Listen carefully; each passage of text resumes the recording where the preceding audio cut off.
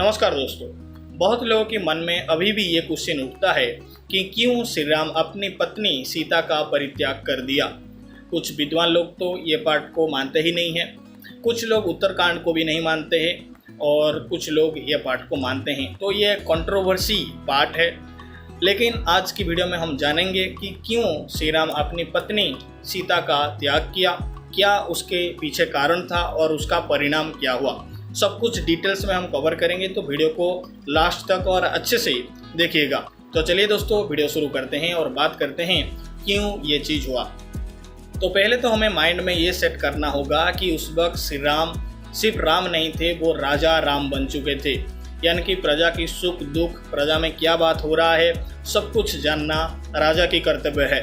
तो जब प्रजा में ये बात उठी तो श्री राम को भी बहुत ज़्यादा दुख हुआ था, मानो एक दुख की बिजली की झटका उनकी शरीर पे लग गया था। वो दुख की सागर में डूब गए थे, लेकिन फिर बहुत सोचने के बाद उनको ये कठोर डिसीजन लेना पड़ा था। तो पहले जानते हैं कि जनता में क्या बात हो रहा था। तो जनता में दोस्तों ये बात हो रहा था कि हमारे राजा एक ऐसे पत्नी को एक्सेप्ट कर लिया जो कि दूसरे की घर में रही है। सीता जी रावण की लंका में लगभग 1 साल रहे थे, बंदी बन के रहे थे।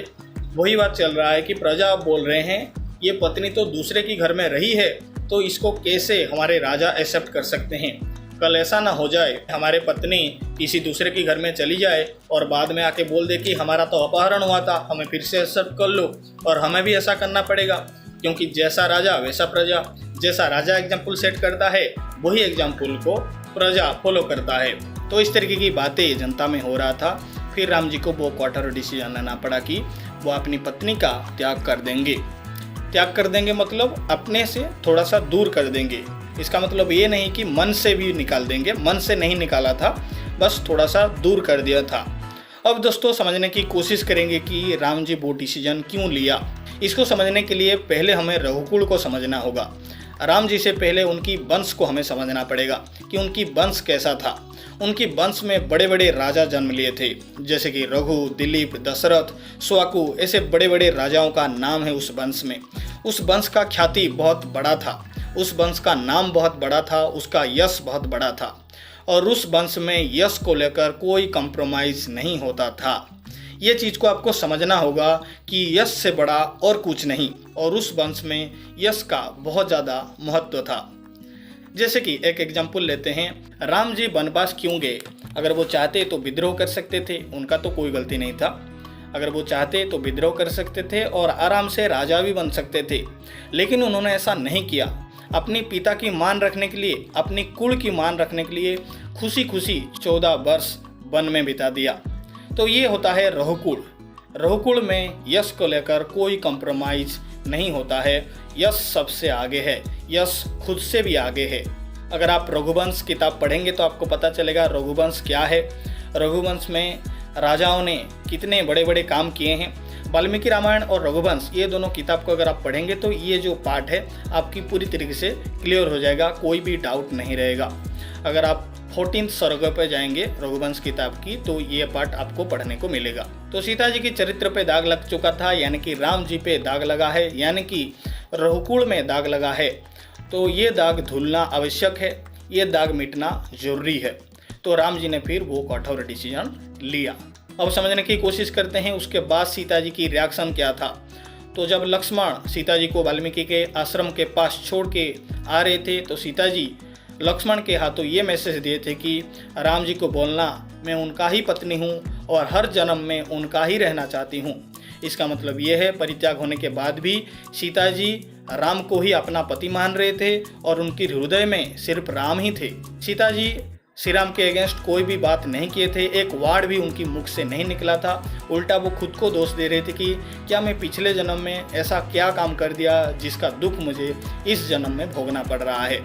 तो मैं मेक श्योर करूँगी, इसके बाद ऐसा व्रत रखूँगी, ऐसा तपस्या करूँगी कि अगले जन्म में मैं उनसे दूर ना जाऊँ, उनसे मैं अलग ना हूँ। तो इस तरीके का रिएक्शन सीता जी का था।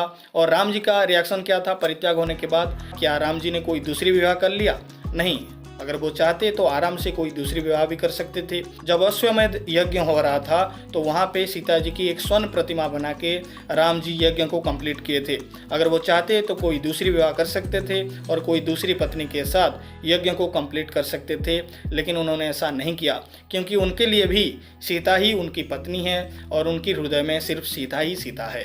तो ना राम सीता को अपनी हृदय से निकाला था, ना सीता अपनी हृदय से राम को निकाला था।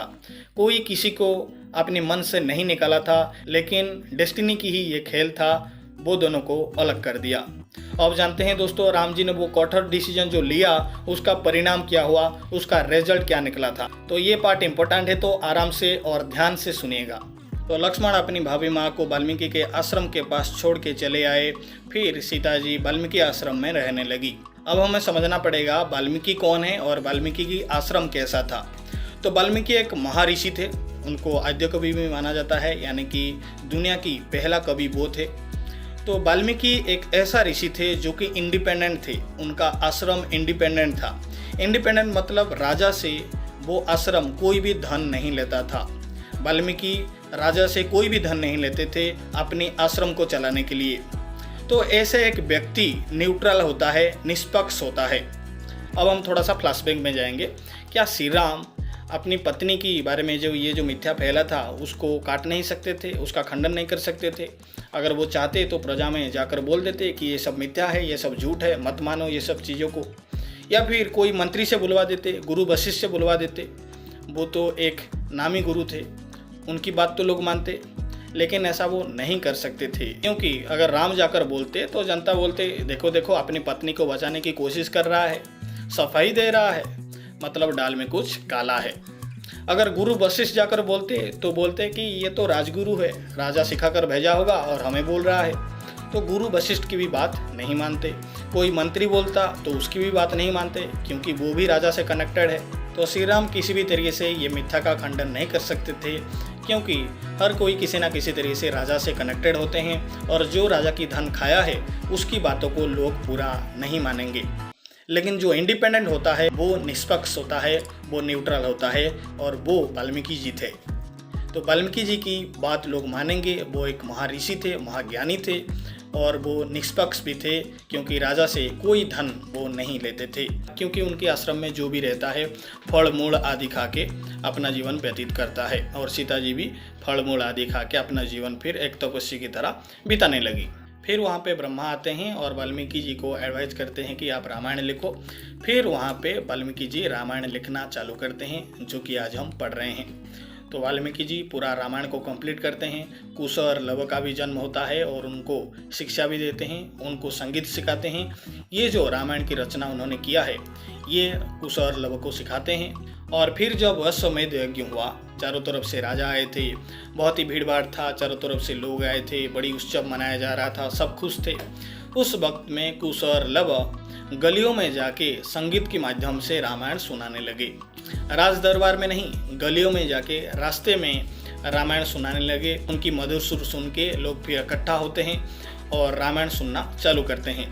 इस तरीके से रामायण का प्रचार हुआ कि कैसे राम जन्म हुए, कैसे सीता जन्म हुए, कैसे उनकी विवाह हुआ, कैसे वनवास में वो लोग गए, कैसे रावण सीता जी की अपहरण कर लिया, कैसे फिर राम जी रावण का वध किए, कैसे अग्नि परीक्षा हुआ। सब कुछ संगीत के माध्यम से, रामायण के माध्यम से चारों तरफ कुश और लव सुनाने लगे।